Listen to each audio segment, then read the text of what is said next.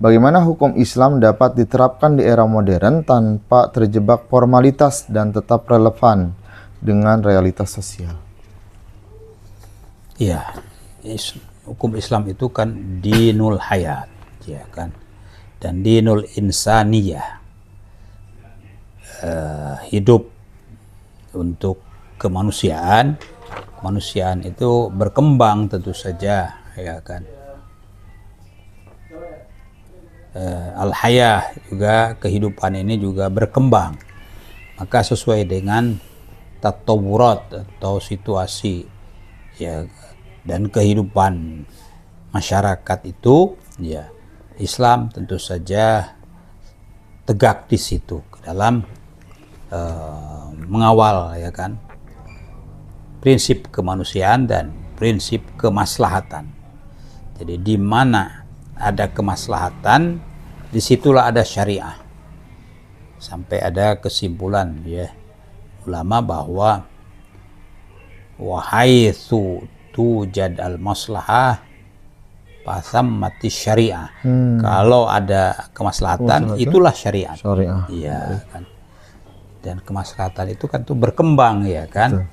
Dalam situasi, dalam lingkungan, ya, itu kemaslahatan. Tapi bukan kemaslahatan hawa nafsu, tapi kemaslahatan yang memang diterima oleh masyarakat, apalagi ya dinyatakan oleh hukum, ya kan, bahwa ini maslahat, ya kan. Itu adalah kemaslahatan yang tentu saja objektif, bukan kemaslahatan subjektif, ya.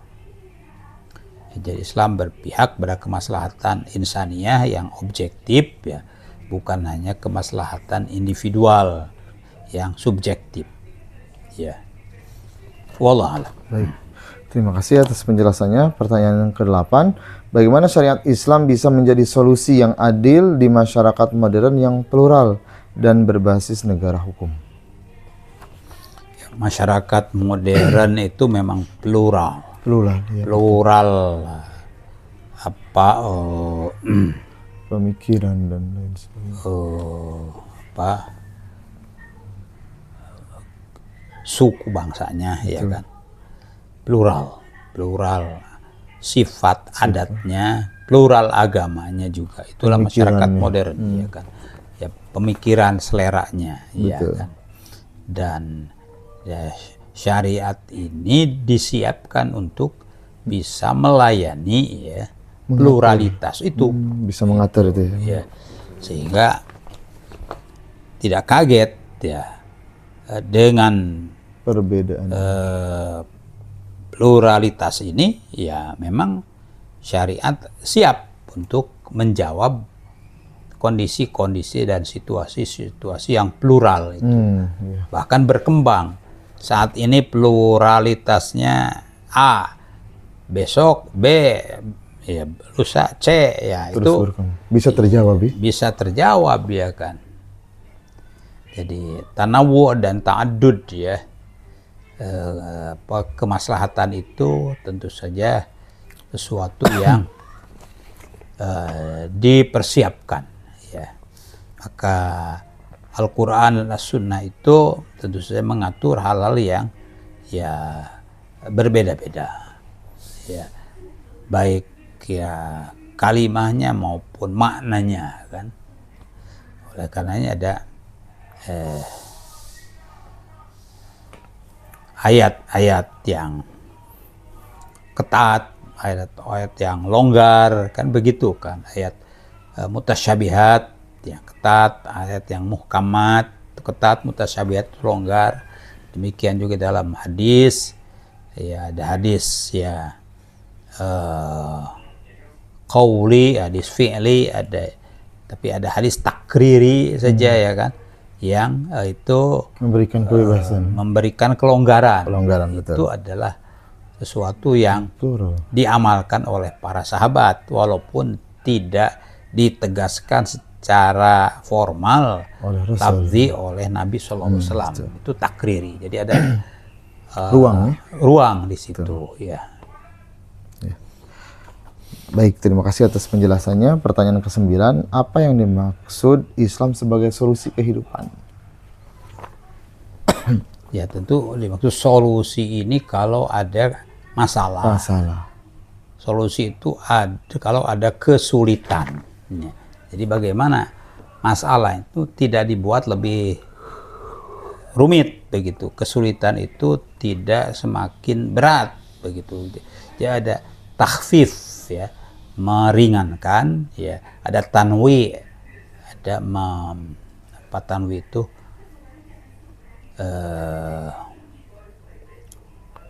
bukan hanya satu bentuk tapi tanwi ya, itu adalah keberagaman. Ini ada macam-macam kan, beragam gitu. Beragam, keragaman. Nah itu.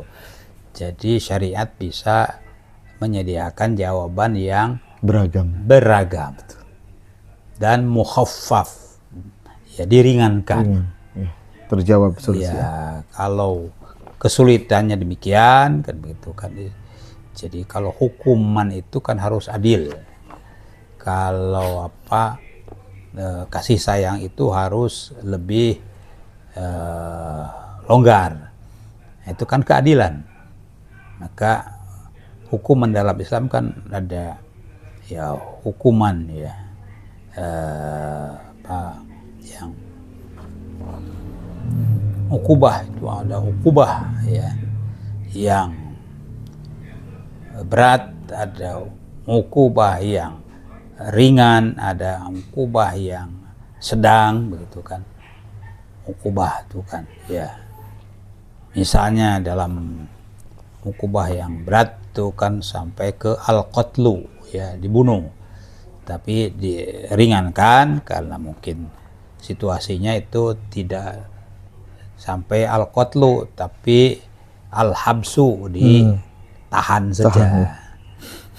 Ada yang lebih ringan lagi adalah ditegur saja. Peringatan. Ditegur dengan ucapan. Sebab orang itu ada yang cukup dengan teguran lisan saja. Cukup. Ada yang perlu ya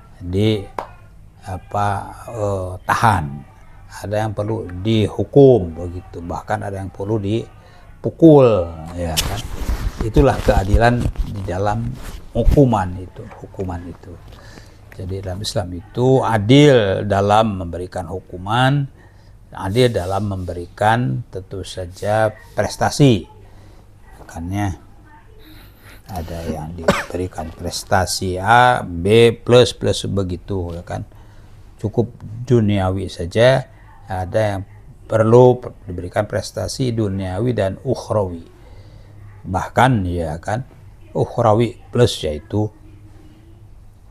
saja para nabi, para siddiqin, para syuhada itu kan prestasinya plus ya.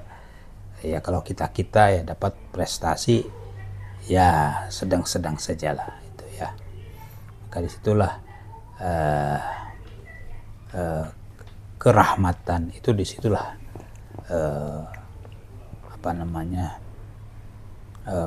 kompetisi untuk mendapatkan rahmat Allah ya di Islam siap untuk melayani tadi ya hukuman itu berdasarkan keadilan, untuk memberikan prestasi berdasarkan kerahmatan. Allah alam. Baik, terima kasih atas penjelasannya. Pertanyaan ke-10, bagaimana maqasidus syariah dapat menjawab masalah kesenjangan ekonomi dan degradasi moral di masyarakat Indonesia? Lagi maqasidus. Ya, kekurangan ekonomi itu bertingkat. Ada yang fakir ya kan. Ada yang tidak punya penghasilan sama sekali. Ada yang penghasilannya kurang dari cukup. Ada yang ada penghasilan tapi tidak ada lebihnya. Nah itu kan. Kalau yang tidak punya penghasilan sendiri itu ya itu tentu saja di bawah fakir. Itu, ya itu, ya kan. naik sedikit adalah fakir. Fakir, Dia ada miskin. penghasilan tapi Kurang. ya. Hanya Setengah. kurang dari 50% penghasilannya, itu fakir. Ya, naik sedikit, Miskin. tidak sampai 100% itu miskin. Nah, Tidak tercukupi iya kan? juga. Iya. Kalau berlebih di situ dia tentu musodik, bahkan muzaki. Dia wajib berzakat, ya walaupun tidak zakat tapi bersedekah. Bersedekah. Jadi Belum nyampe ada nisab. kewajiban itu ya. Mudah-mudahan kita termasuk yang musodik, ya kan. Walaupun ya muzaki ya karena ada bagian yang harus dikeluarkan, ya kan. Itu tentu saja. Itu kita harapkan kita termasuk al-muhsinin. Al-muhsinin, orang-orang yang berbuat ihsan, ya kan. Wallahu a'lam. Baik, terima kasih atas penjelasannya. Pertanyaan yang ke-11, bagaimana maqasidus syariah menjembatani antara hukum klasik dan realitas modern seperti gender, ekonomi digital, dan HAM? Apakah masih relevan gitu mungkin ya? Ya, Islam itu kan dinul haya wa dinul kehidupan itu qadiman dan hadisan wa mustaqbalan, ya kan. Untuk semua waktu dinul hayat itu kan. Jadi ya tentu mengikuti dinamika kehidupan, ya. Apakah modern atau supramodern, ya, atau digital atau pasca digital, ya kan, itu kan hanya teknologi saja. Nah, jadi ya Islam ditakdirkan ya melayani kebutuhan itu, iya kan, melayani kebutuhan. Tinggal kemampuan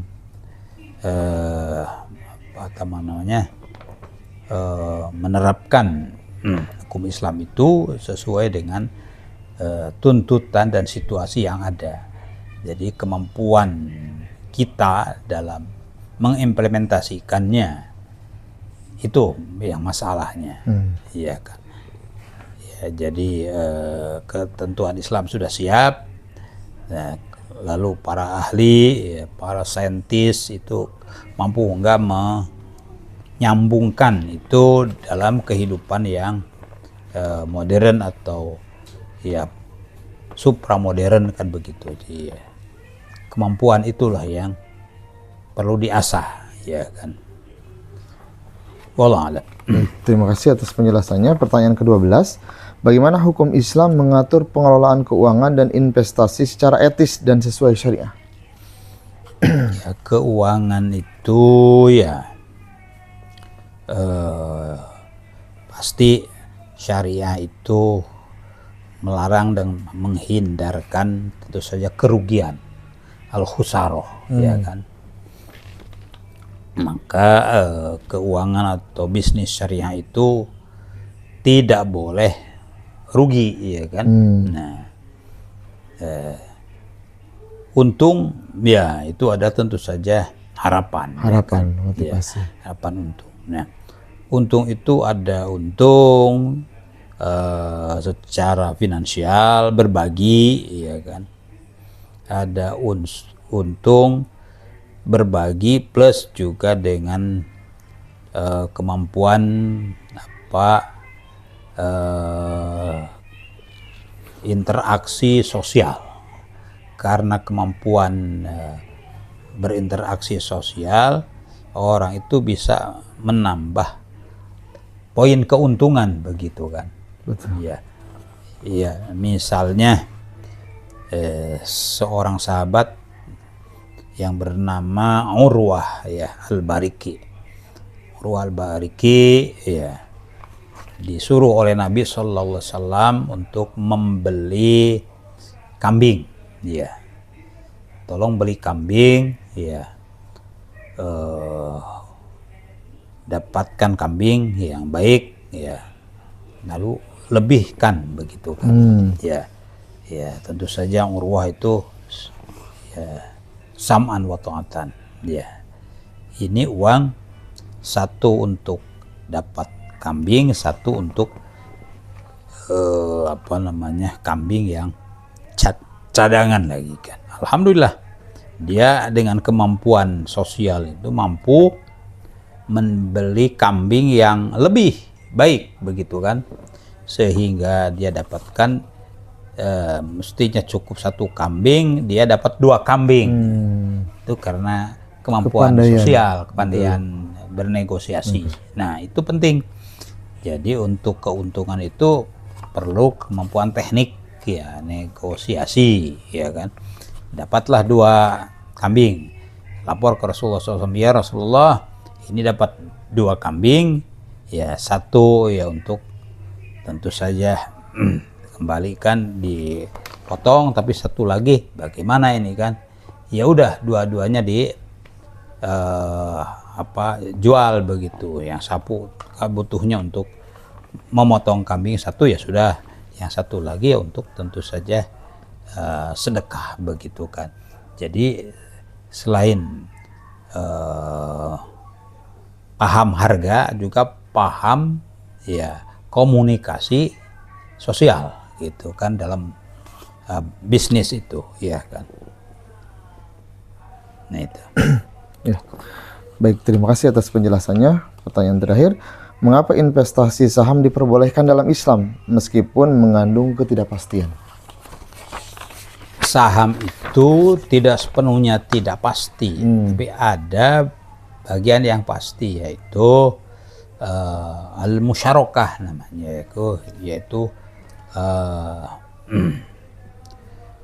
karena bersahabat ada kontribusi ya, kontribusi untuk memberikan modal, dan tentu saja kontribusi juga kerugian begitu kan di situ. Jadi disitulah adilnya itu.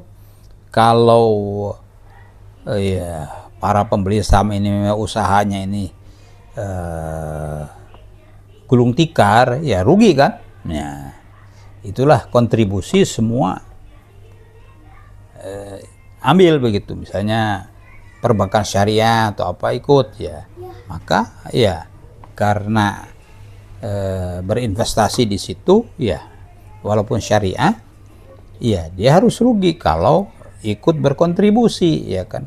Jadi bukan syariah tidak syariahnya, ikut berkontribusi atau tidak.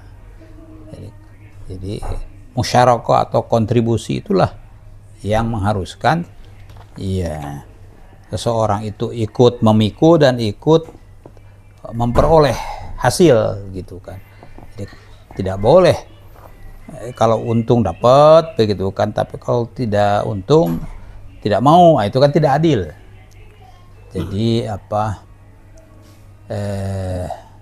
ketika untung dapat tentu saja plus ya kan, sesuai dengan tingkat keuntungan. Tapi ketika rugi ya juga buntung ya minus sesuai dengan tingkat kerugiannya kan. Jadi sama-sama memikul kan. Di situlah keadilan di situ kan. Ya, sama-sama memikul, sama-sama menikmati begitu kan. Tidak boleh ya kalau untung ikut menikmati, tapi kalau rugi nggak mau, rugi tidak mau, itu tidak adil. Ada prinsip keadilan juga dalam investasi. Nah itulah, jadi prinsip keadilan itu berlaku walaupun pesaham itu dari non muslim. Iya, tetap saja. Dan sifatnya itu fluktuatif, naik turunnya itu. Jadi tidak dibatasi ini pesaham itu ya orang-orang baik, orang-orang muslim harus untung, sedangkan yang muslim harus rugi. Tidak, itu berlaku keadilan itu kan alamiah dan insaniyah. Iya, kan begitu. Sedangkan keuntungan itu soal prestasi. Ya, prestasi moral yaitu tentu soal iman dan Islam. Prestasi yang lain yaitu bagaimana dia itu seperti Urwa al-Bariki tadi kan, memiliki ada kemampuan ya kan, negosiasi itu prestasi, maka dia dapat lebih begitu. Betul. Wallah. Terima kasih atas penjelasannya. Pemirsa yang berbahagia, alhamdulillah pertanyaan-pertanyaan telah dijawab. Mari kita akhiri dengan doa. Allahumma salli wa sallim ala sayyidina Muhammadin wa ala alihi wa sahbihi ajma'in. Amin ya Allah ya rabbal alamin. Allahumma ighfir lil muslimin wal muslimat wal Amin ya Allah mu'minin ya wal rabbal alamin. mu'minat al ahya'i minhum wal amwat innaka sami'un qaribun Amin ya mujibud da'wat.